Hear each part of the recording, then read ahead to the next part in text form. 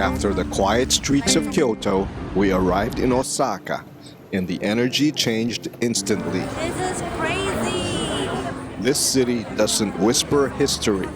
It talks loud, laughs harder, and eats non-stop.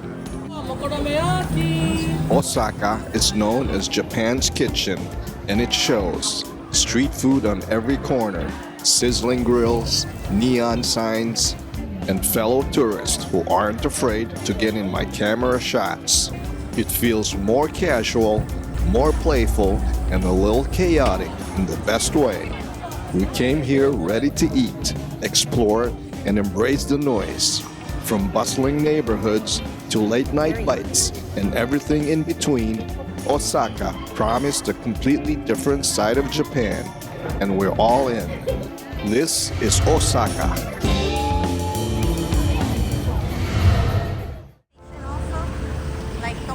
And just like that, we arrived in Osaka. Standing outside Osaka Station, we took a moment to look around and let it sink in. We have arrived. Osaka. We are in Osaka. Since our hotel room wasn't ready yet, we decided to kill some time the most practical way possible, by heading to Uniqlo. I don't want them to see this.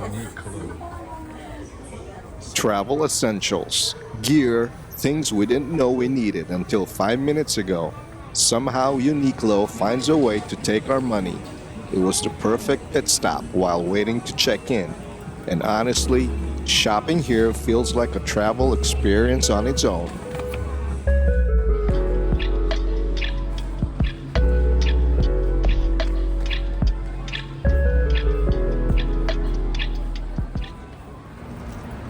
After killing some time and doing a little damage at Uniqlo, it was finally time to head to our hotel and check in. This would be home base for the next 3 days in Osaka. We dropped our bags, checked out the room, and did the usual walk around. Here's our room.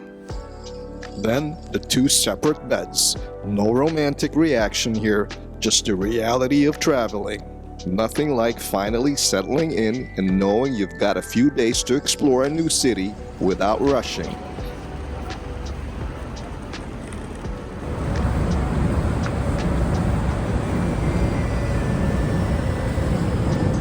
And with the room checked out, we wasted no time heading out to dinner, straight to Okonomiyaki Kiji, a classic hole-in-the-wall spot known for some of the best okonomiyaki in Osaka.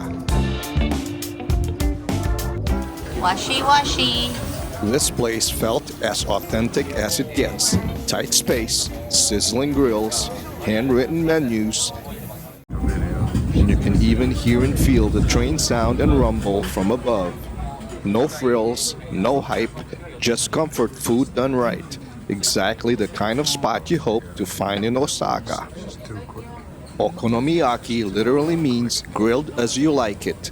It starts with a batter made from flour, eggs, shredded cabbage, then mixed with seafood or meat.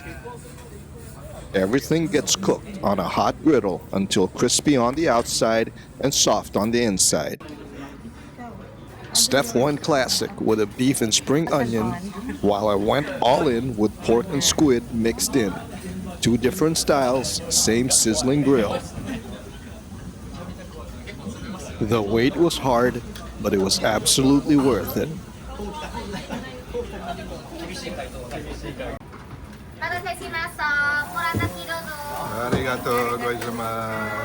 Then we ordered their house specialty, the moderniyaki. It is a hybrid between okonomiyaki and yakisoba. You have the noodles, but also the meat and egg too. The third okonomiyaki. Modern style. Modern yaki with noodles. And he's also eating part of mine. So takao. So takao. It's second, not third. He's having like two okonomiyakis plus some of mine. So, let's see. It's with pancit canton. With pancit canton. I mean, it means with noodles. Not pancit canton. There he goes. This is better.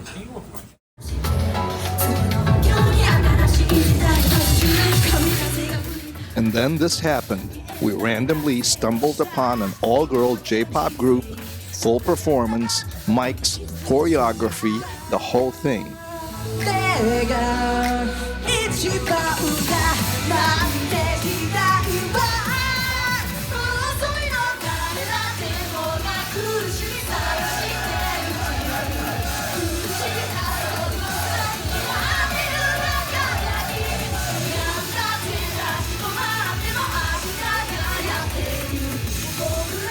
We honestly had no idea who they were, but the crowd seemed very into it, so that felt important.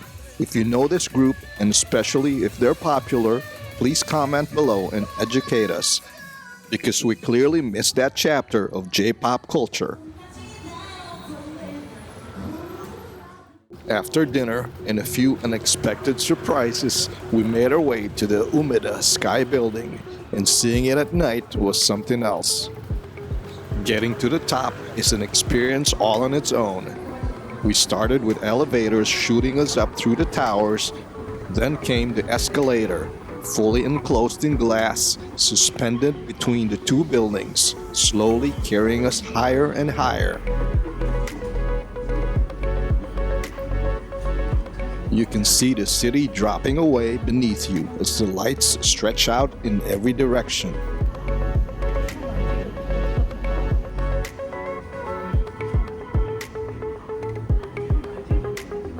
It's equal parts exciting and slightly terrifying, especially if heights aren't your thing. By the time we reached the top, it already felt like we had earned the view.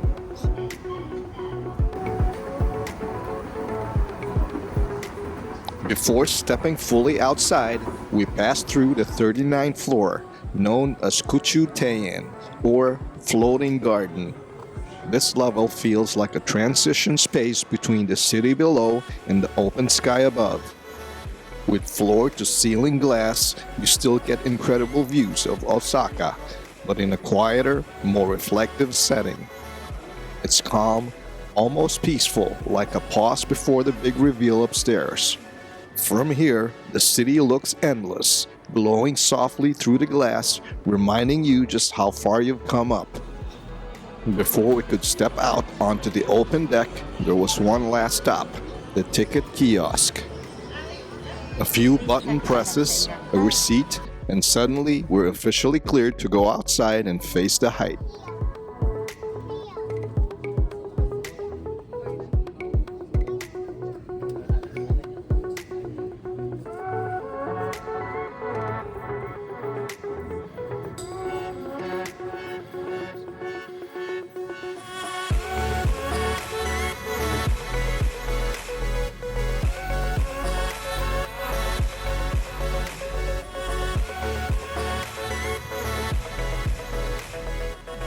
From up here, the city glows with thousands of lights, each one a reminder of how alive this place is, even after dark. The noise disappears, and what's left is this quiet, almost peaceful view of the city below. Cars turn into streams of light, buildings blend into patterns, and the whole skyline feels like it's moving in slow motion.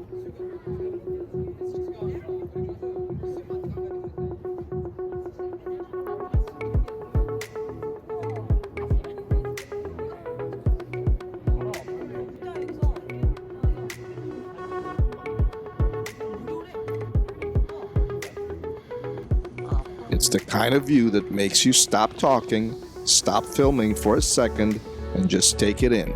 Osaka from above.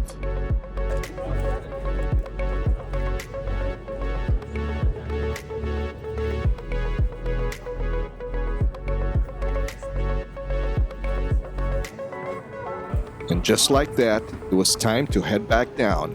riding the escalator away from the observatory, the city slowly rose back up to meet us.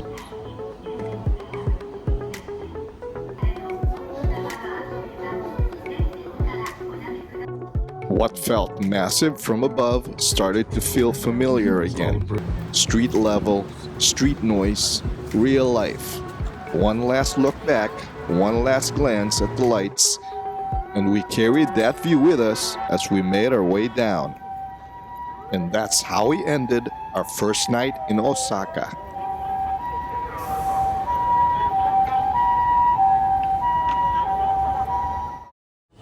Takoyaki for breakfast and shrimp tempura for breakfast. The next morning, we grabbed breakfast at our hotel and decided to keep it light. Saving our appetites for Happy Pancake. You know, just shrimp tempura and takoyaki. Very responsible, very restrained. We had brunch plans at a Happy Pancake, so this was us exercising self-control, Osaka style. Not sugar, it's like syrup. As we ate, we watched locals crossing the street through the dining room window, clearly heading to work, starting their productive mornings, while we sat there debating whether takoyaki counts as breakfast or a lifestyle. It was a quiet, simple moment before heading back out into Osaka. Before we talk about brunch, let's talk about Japanese souffle pancakes, because these aren't your regular pancakes. They're thick, fluffy, and jiggly, made by folding whipped egg whites into the batter. The result is something that's part pancake, part cloud, and somehow still qualifies as breakfast. We're happy because we're having a pancake and a happy pancake. It'll make us happy. Since a Happy Pancake doesn't open until 11 a.m., we officially declared this brunch, following our light hotel breakfast earlier. Steph went for the souffle pancakes topped with seasonal fruits, keeping it fresh and responsible. I, on the other hand, chose the banana and chocolate sauce, because I understand my role on this trip. They take a while to make, but when they finally arrive, you understand why. Soft, airy, and barely holding their shape, these pancakes are worth every minute of waiting. If our empty plates are any indication, the verdict is very clear. These souffle pancakes didn't just meet the hype, they earned it. After brunch, we made our way to Osaka Castle. While you can go inside, we decided to admire it from the outside. We didn't feel the need to go inside to really feel the weight of the history of this place. Just standing here, taking it in from the outside was enough. Some say the interior functions more like a modern museum, informative, but less about original rooms and more about exhibits, artifacts, and history panels. Even when it was scorching hot, for us, the real magic was right here. From the outside, Osaka Castle is stunning. The white walls, green roofs, and golden accents, especially the golden Sachihoko on top, make it one of Japan's most recognizable landmarks. Originally built in the late 1500s by Toyotomi Hideyoshi, the castle played a major role in unifying Japan during the Sengoku period.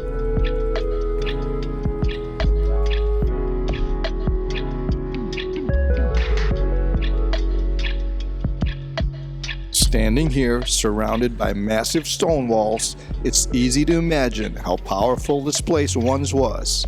Even without stepping inside, Osaka Castle makes a statement. Bold, historic, and unmistakably Osaka.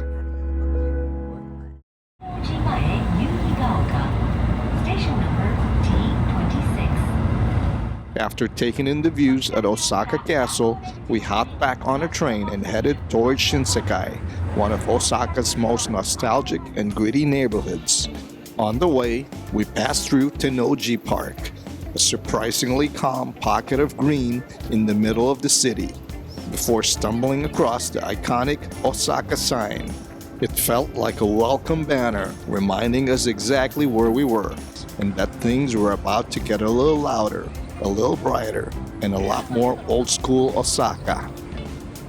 Shinsekai literally means new world, but stepping into it feels like traveling back in time.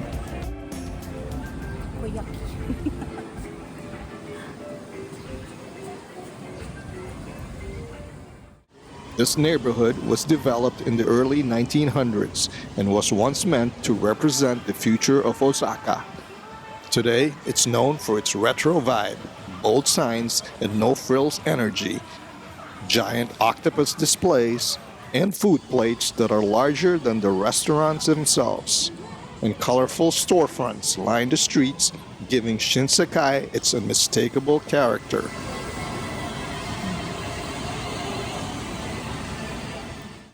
This area is also famous for comfort food like kushikatsu, and there's even a local rule: no double dipping in the sauce.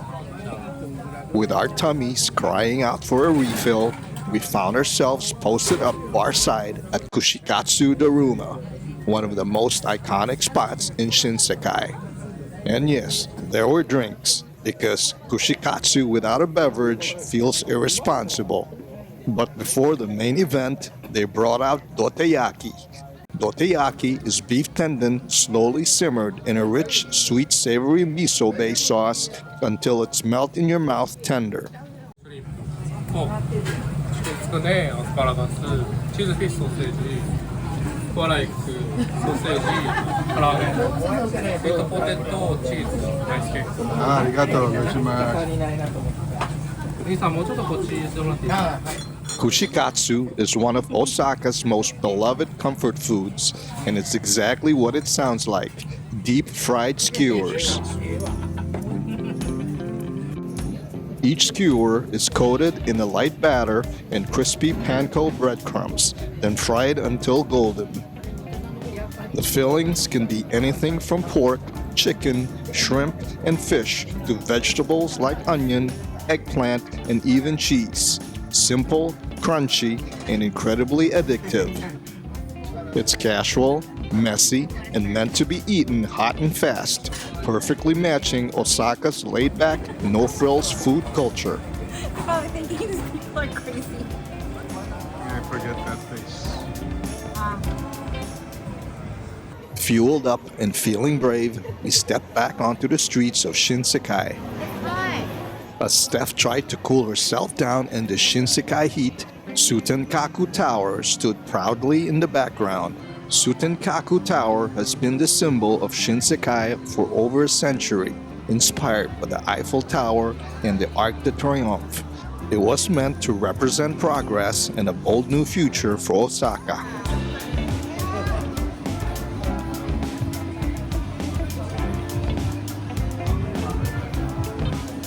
As we walked through the streets, Steph got completely distracted by these figurine vending machines. But there's only 2 left. And I don't know if that's true. Rows and rows of tiny plastic temptations. After carefully inspecting the options like a very serious collector, she picked one, turned the knob, and committed. One capsule later, she proudly claimed her price.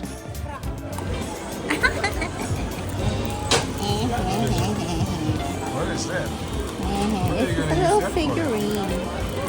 Okay. The shops around Shinsekai were a visual overload in the best way possible. Shelves were packed with quirky souvenirs, retro toys, figurines, snacks with bold packaging, and things we didn't know existed. Every storefront had its own personality, loud, playful, and completely unapologetic. It felt less like shopping and more like wandering through a living museum of Osaka's fun side. And as if I hadn't eaten just a while ago, I somehow found myself standing in front of a fried rice stand. One. You'd think after some doteyaki and kushikatsu and drinks, I'd be full. But Osaka has a way of making you forget everything you just ate. Yeah. One look at the sizzling pan and suddenly I was hungry again. No regrets, just commitment. Whoa, what did you get? Fried rice. Hello.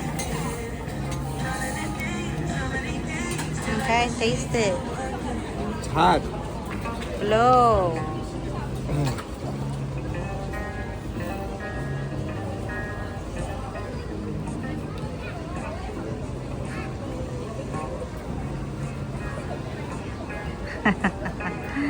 He's maarte again. Cut. And with the last plate of fried rice, we officially called it a day. Shinsekai gave us everything it promised. Big flavors and no judgment for eating non-stop.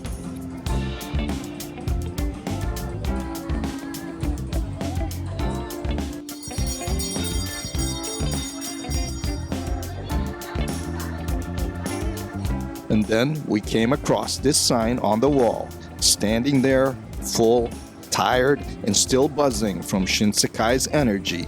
It felt like the perfect reminder. Travel doesn't have to be perfect or planned to the minute. Sometimes it's just about wandering, laughing, eating too much, and enjoying where you are together. Welcome to Dotonbori, where everywhere you look, something's blinking, waving, sizzling, or trying very hard to convince you to eat. Giant crabs doing jazz hands, octopuses midlife crisis, and signs so bright they could power the city on their own. The streets are packed, the energy is loud, This is crazy. and the smells are honestly unfair. Takoyaki popping, okonomiyaki flipping, and every other street food calling our names like it knows us personally. We're weaving through the crowds, shoulder to shoulder with locals, tourists who want to be part of my video, and people who are clearly on their third snack of the night.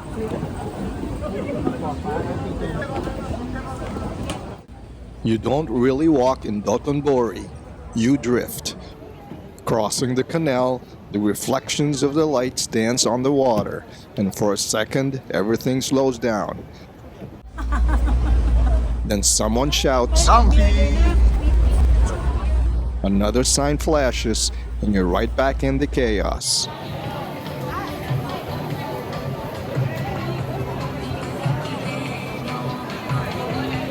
This is Osaka at full volume, messy, delicious, unapologetic, and somehow exactly perfect.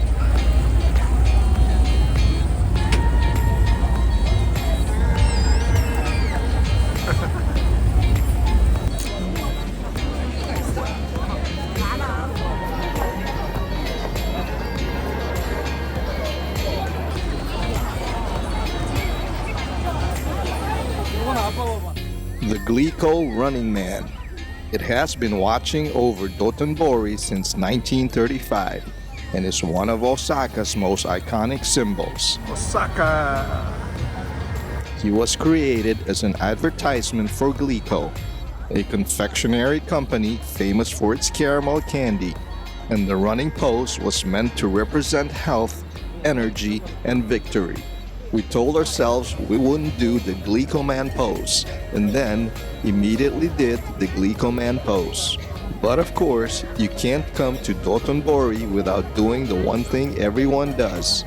So we joined the crowd, lined up with the rest of the tourists, and struck our best Glico Man pose. Arms up, big smiles, pretending we've been running our entire lives. Today, he's more than just an ad. He's a landmark, a meeting point, and a rite of passage. So if you're in Osaka, And don't take a photo with him. Did you really come? After all that walking, posing, and pretending to run, we follow the smell, because that's what you do in Dotonbori, and it led us straight to Rikuro's cheesecake. This fluffy, jiggly Osaka classic is famous for its light souffle-style texture and that warm, fresh out of the oven goodness. Watching them prepare them felt like a little ceremony. Resisting taking a bite immediately was the hardest challenge of the day.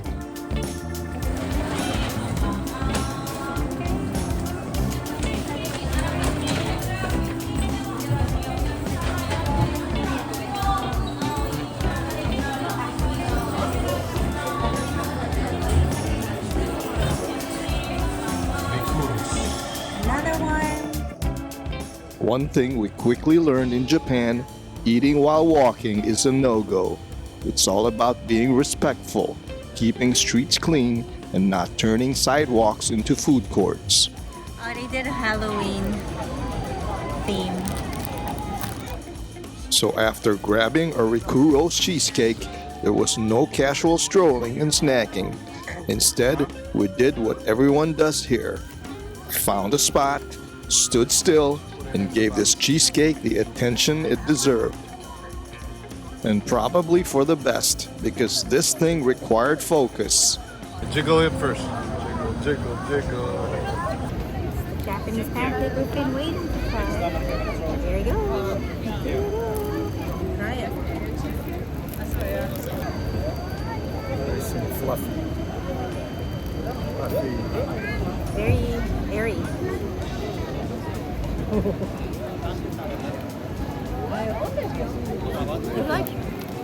like egg? Oh. Yeah, right there. With the raisins. Raisins are at the bottom. It's better with the raisins. Eat half of it. Souffle. It's really good.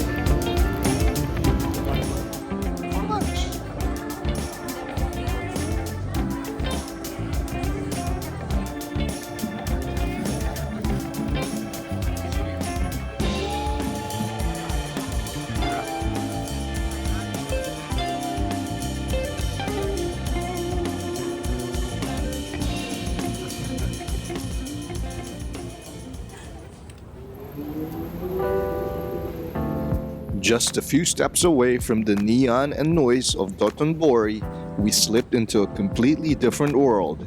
Hōzenji Yokocho is a narrow stone alley that feels frozen in time, quiet, intimate, and almost hidden.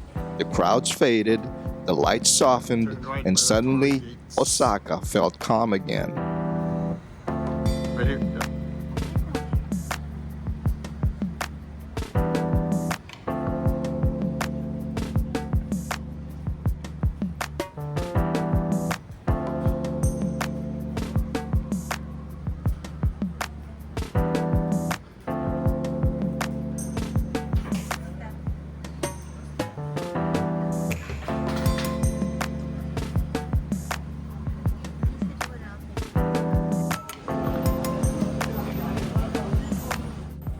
At the end of the alley sits Hōzenji Temple, a small Buddhist temple known for its moss-covered statue that visitors gently pour water over as a prayer for good fortune, protection, and success.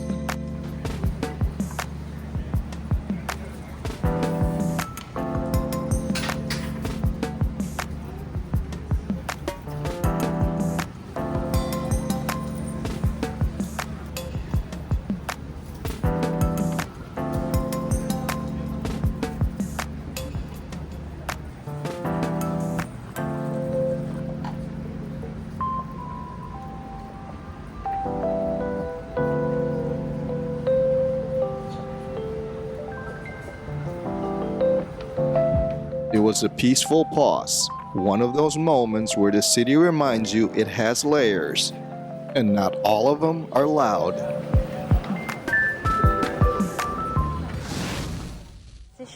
Decisions.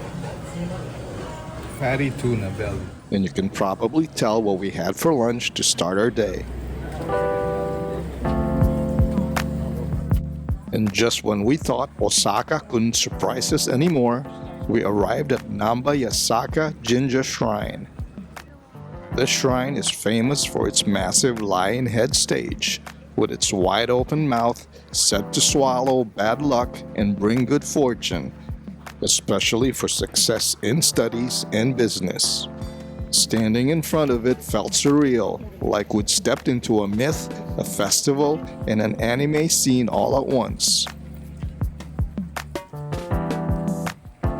And these pieces of paper tied on a rope are called omikuji, fortune slips you can get at temples and shrines. You draw one at random and it tells you fortune from great luck to not so great luck. If it's a good one, you keep it with you. If it's bad, you tie it here, leaving the bad luck behind and giving it a chance to fade away. And these wooden plaques are called ema. People write wishes, prayers, and goals on them. Anything from health and happiness to success in school or business. And then hang them here for the gods to receive. It's kind of like leaving a handwritten note to the universe, but with better calligraphy than mine.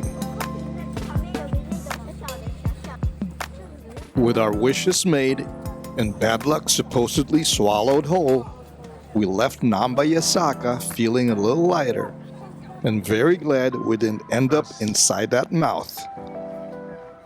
It was the perfect reminder that in Japan, even tucked away corners can leave the biggest impressions.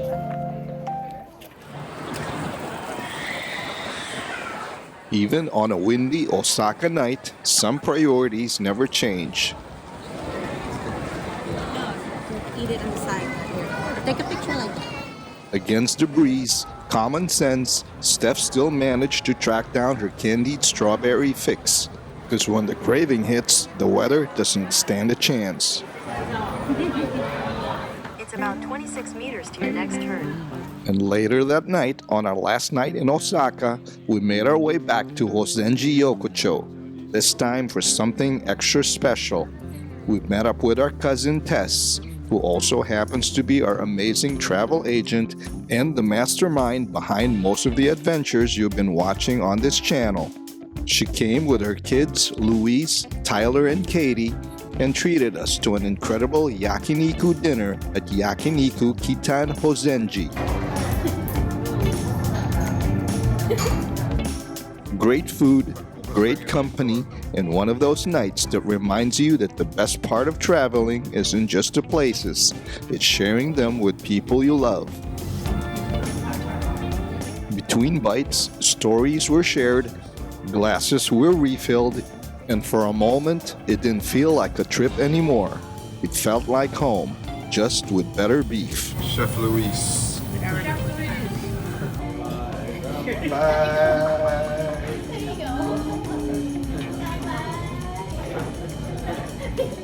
Kampai to new memories, full glasses, and Luis officially being promoted to head grill master for the night. Straight from California.